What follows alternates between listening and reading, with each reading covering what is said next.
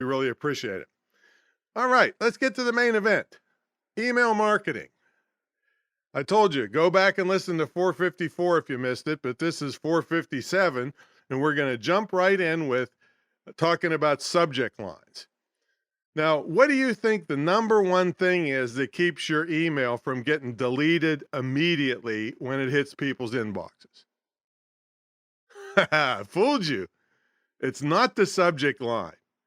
It's whether the recipient recognizes who the email is from. So you must keep this consistent for each different list you have. If you have a list of golf enthusiasts, maybe your email comes from the golf nut. If you sell archery stuff, then maybe the email you send comes from Broadhead. That's an archery term.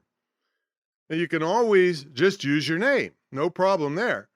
Just be consistent so the email doesn't get deleted immediately. All right, now just because it doesn't get deleted immediately doesn't mean your email gets opened. And I'm not fooling you here. The number one thing that gets your email opened is, you guessed it, the subject line. Now, here's a couple things about subject lines. I told you this as a little teaser last time, but I'm going to reiterate it because it's so important. The subject line should be 50 characters or less, including spaces.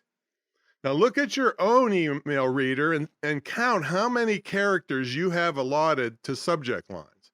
On my big laptop, it's only 36. And that brings up my next point. Put the most important words in your subject line to the left. Most places in the world read left to right. People should be able to tell what the email is about, even if the subject line gets truncated, which is a fancy word for cut off on the right end.